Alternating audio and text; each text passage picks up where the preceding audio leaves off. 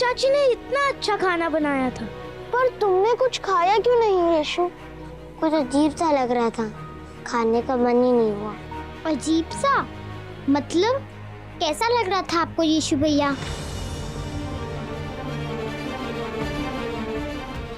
बताना मुश्किल है और मुझे बहुत बेचैनी से हो रही थी। अपने आप आंखों में से आंसू गिर रहे थे। मुझे तो ये जगह और यहाँ के लोग दोनों कुछ गड़बड़ लगते हैं। सुनो सुनो सुनो, सभी लोग सुनो, एक जरूरी सूचना। ये कैसी आवाज है? सुनो सुनो सुनो, आप सभी के लिए एक जरूरी सूचना है। सुनो सुनो सुनो, आप सभी के लिए एक जरूरी सूचना है। सुनो सुनो सुनो, एक जरूरी सूचना सुनो। रब्बी गुरु का संदेश है कि अगर आप में से किसी को भी ईश्वर से अपने सवालों का जवाब चाहिए तो सभा पहुंच जाइए। रब्बी गुरु के जरिए ईश्वर आपके सारे सवालों का जवाब देंगे। सभा में जल्दी पहुंचिए। लगता है आज तो कपड़े बदलने का समय भी नहीं मिलेगा, लेकिन जाना तो पड़ेगा ही, क्योंकि मुझे ईश्वर से पूछना है कि हम अमीर कब बनेंगे। माँ जल्द से जल्द सभा में पहुंचना चाहती है, लेकिन मैं नहीं जाना चाहता इस सभा में। मैं माँ से कह दूंगा। रब्बी गुरुजी ने खास तौर से आपके परिवार को न्योता भेजा। आप सभी को आना है, बड़ों को भी और बच्चों को भी।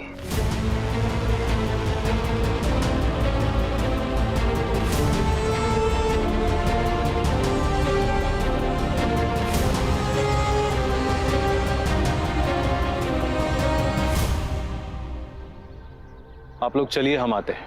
सुनो सुनो सुनो, आप सभी के लिए एक जरूरी सूचना है। सुनो सुनो सुनो, आप सभी के लिए एक जरूरी सूचना है।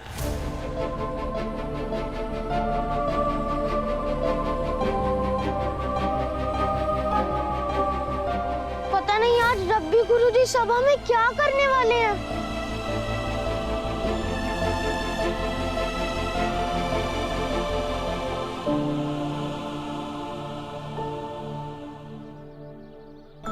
बात उन अपनों की हो जो घेरे के अंदर है, तो तुम्हें गलत को सही करने के लिए जो करना पड़े वो करना चाहिए।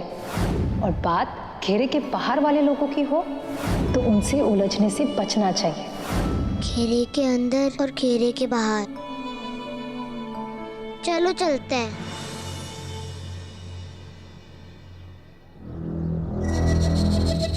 गुरुजी, वो बच्चा यशु और उसका पूरा परिवार बस थोड़ी देर में पहुंचने वाला है। हमारे लिए कोई और आदेश?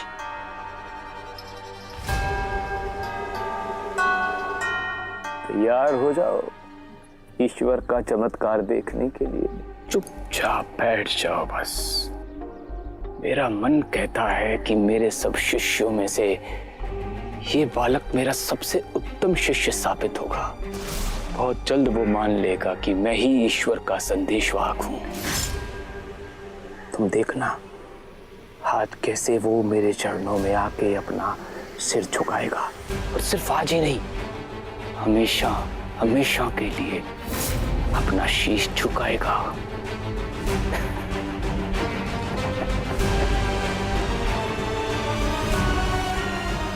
प्रभु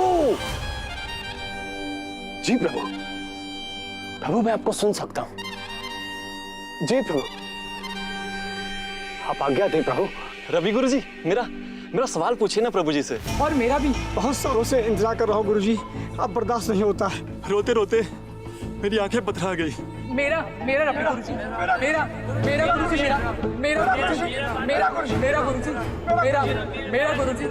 मेरा गुरुजी। ईश्वर चुनेंगे कि आज वो किसके प्रश्न का उत्तर देंगे।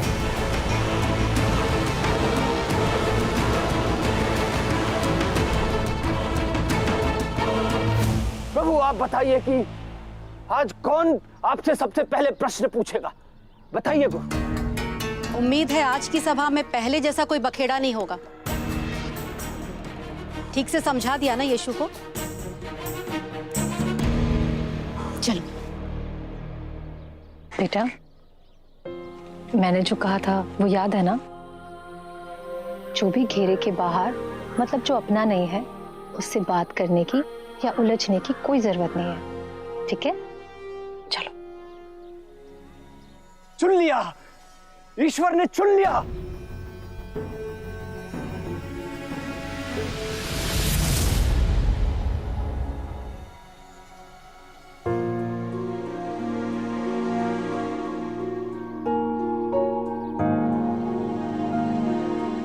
चलो रब्बी गुरुजी की जूती साफ करो, धूल जम गई है इसमें।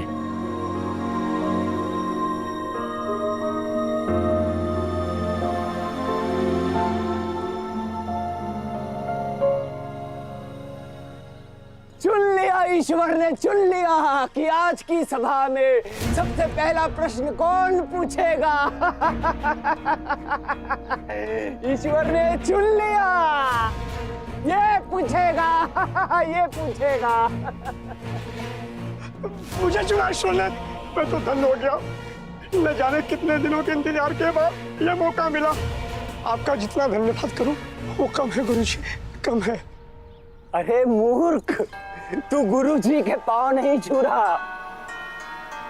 रब्बी गुरुजी तो मेरे संदेशवाहक हैं। इस समय तू स्वयं ईश्वर से वार्तालाप कर रहा है। मैं ईश्वर हूं।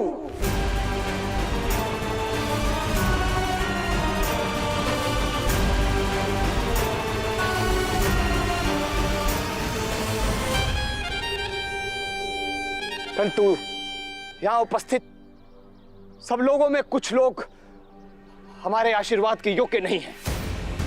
आज की सभा में मेरे प्रति भक्ति रखने वाले कुछ लोगों को पुरस्कृत किया जाएगा और कुछ लोगों को शर्मिंदा होना पड़ेगा, क्योंकि उन लोगों ने मेरे प्रति समर्पण भाव दिखाने में कंजूसी की है।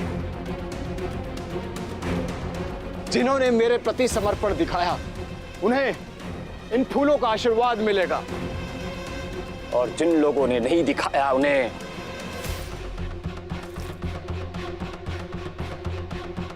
इससे शर्मिंदा होना पड़ेगा।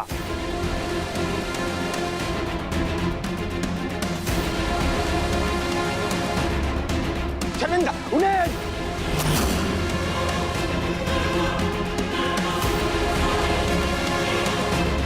ये हम आदमी है। गुरुजी, माफ कीजिए गुरुजी। महीनों से ये आदमी मंदिर नहीं आया। ईश्वर ने इसे क्या नहीं दिया? सब कुछ दिया इसे, सब कुछ दिया इसे, लेकिन इसने ईश्वर को क्या दिया? अपमान। ईश्वर ने इसका सम्मान किया, लेकिन इसने ईश्वर का अपमान किया। अपमान। माफ कर दिए गुरुजी, गलती होगी गुरुजी। कोई माफी नहीं मिलेगी तुम्हें। निकल जाओ अभी इसी सभा से, और उसी समय वापस आना जब तू ईश्वर की आंख में आंख मिलाने के योग्य हो जाएगा। जाओ यहाँ से, जाओ इस सभा से।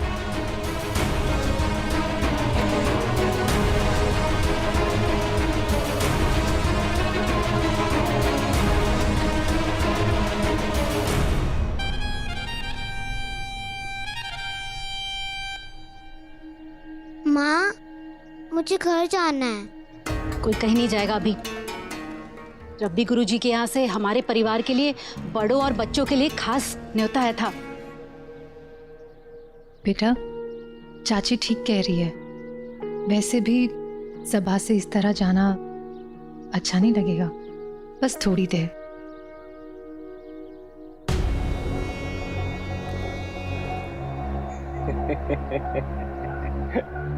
पूछो, पूछो, अपना प्रश्न पूछो, जो पूछना चाहते हो पूछो। प्रभु, मेरे पास 2 गाय हैं, जिसका दूध निकालकर मैं परिवार का पालन पोषण करता हूँ। 2 गाय और हो जाए तो जिंदगी आसान हो जाए। क्या ऐसा हो पाएगा प्रभु? अरे प्रभु के घर में देर है, अंधेर नहीं है। कर्म करो, फल मिलेगा। जी गुरुजी। हम भाग्यशाली हैं जो ईश्वर तक संदेश पहुंचाने के लिए हमारे पास रब्बी गुरुजी है। माँ, आपने कहा था ना कि विश्वास और अंधविश्वास में अंतर होता है, लेकिन यहाँ तो सभी के मन में परमपिता के प्रति विश्वास कम और रब्बी गुरुजी के प्रति अंधविश्वास ज्यादा है। हम यहाँ बहुत कम लोगों को जानते हैं, इसीलिए किसी के भी बारे में ऐसी सोच रखना अच्छी बात नहीं है बेटा।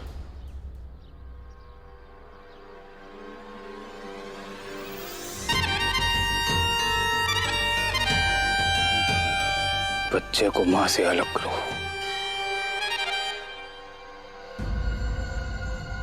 तुम, ईश्वर ने तुम्हें चुना है, आ जाओ। मुझे? लेकिन रब्बी गुरुजी ने तो मेरे ऊपर माला फेंकी ही नहीं। अरे प्रभु के पास तो भक्तों तक पहुंचने के कई तरीके हैं। आओ, ईश्वर ने तुम्हें अंतर्मन से पुकारा है। आओ आओ, ईश्वर का आमंत्रण स्वीकार करो।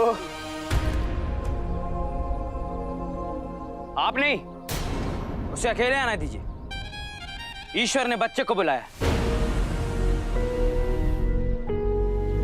तुम्हें याद है ना मैंने तुम्हें क्या समझाया है? जाओ।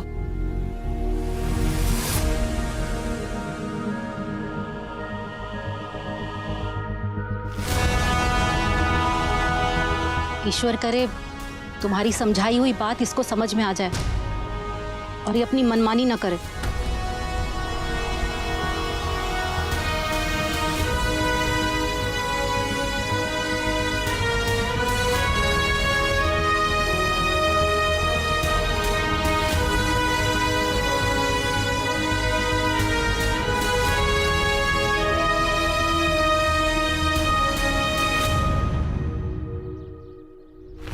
प्रभु जी, प्रभु प्रभु, आपने जिस बच्चे को बुलाया है वो सामने है।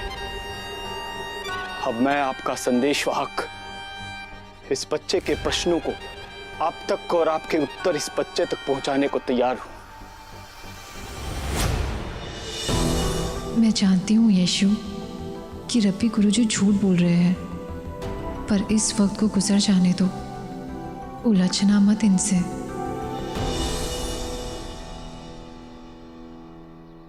आज्ञा दे प्रभु।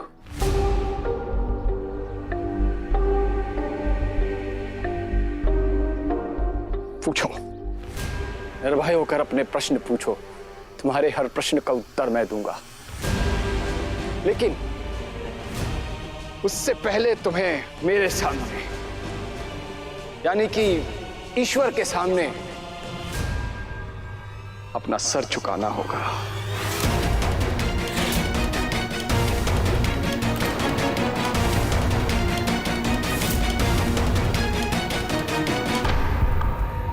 हे ईश्वर, यीशु आपकी संतान है। वो किसी ऐसे व्यक्ति के सामने सर नहीं झुकाएगा जो खुद को ईश्वर का दूत समझने का ढोंग करता हो। अब आप ही संभालना प्रभु।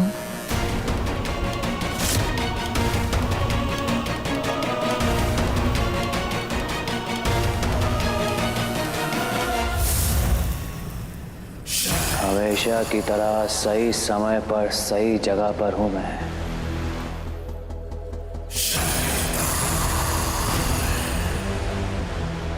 लेकिन ये भीड़ में इतनी खामोशी क्यों? सुर, ताल, लय सब गायब। संगीत के बिना सभा अधूरी लग रही है। कोई बात नहीं, मैं शुरू कर देता हूं।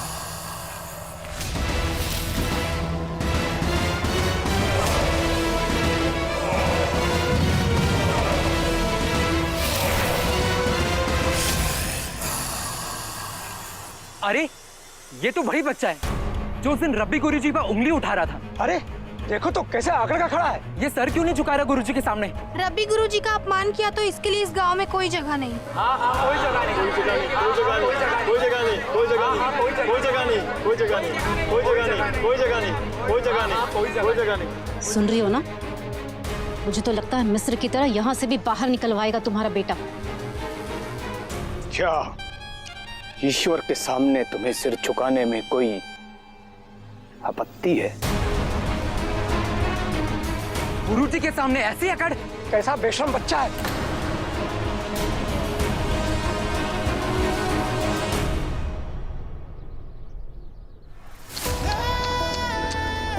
अब या तो यीशु को इस ढोंगी बाबा के सामने झुकना होगा या ये लोग यीशु को उसके परिवार सहित गांव से बाहर निकाल देंगे। आगे का तमाशा देखने में बहुत मजा आएगा। आपके अंदर जो परमपिता विराजमान है, मैं उनके सामने अपना सर झुकाता हूँ।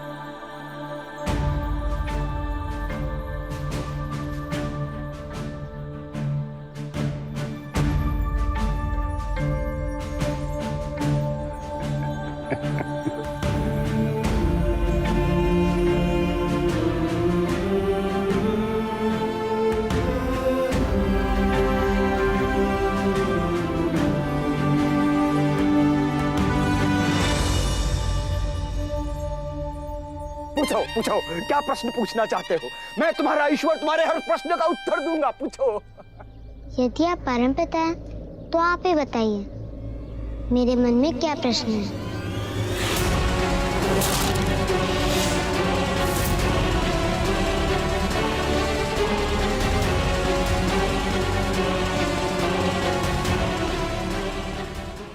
आप में, मुझ में और यहाँ बैठे सभी व्यक्ति में परमपिता विराजमान है।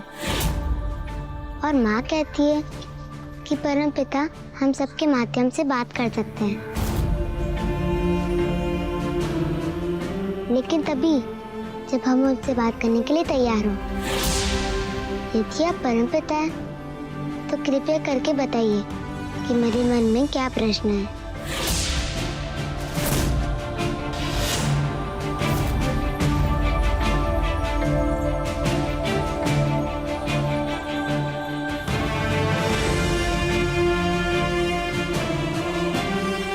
कोई बात नहीं, शायद अगली बार आप मेरे सवाल का जवाब दे सके।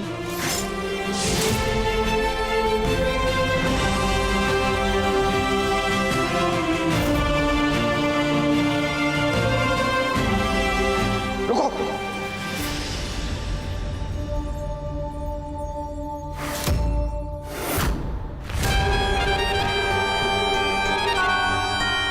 तुम्हें अभी जाने की आज्ञा नहीं दी है। ईश्वर से क्या ऐसा घुमा फिरा के बात की जाती है? कहीं ऐसा तो नहीं कि तुम्हारे मन में कोई प्रश्न ही ना हो और तुम इस तरह से झूठ बोलकर बहाने बना रहे हो तो बचना चाहते हो? मैं कभी झूठ नहीं बोलता, लेकिन मुझे लगा कि परमपिता तो अंतर्यामी है, उन्होंने मेरे मन की बात जान ली होगी। सीधी तरह से अपने प्रश्न पूछो, क्या पूछना है तुम्हें? जी पूछता हूँ। मैं पूछना चाहता हूँ कि परमपिता के नाम का गलत इस्तेमाल करना कब बंद करेंगे लोग?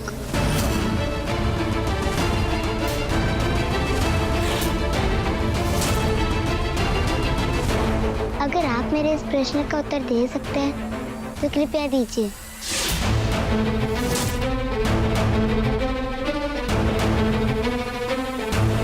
क्या अब मुझे यहाँ से जाने की आज्ञा है?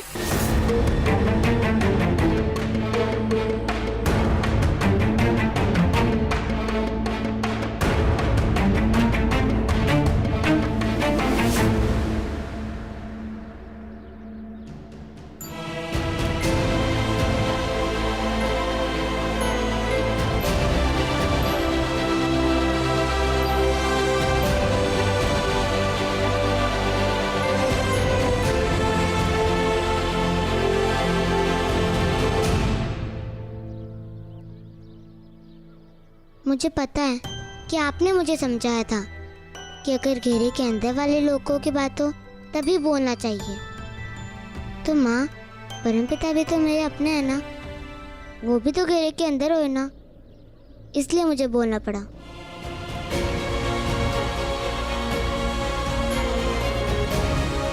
ईश्वर की संतान को समझाने चली थी मैं, जिसका काम ही लोगों को सही रास्ता दिखाना है। चलो।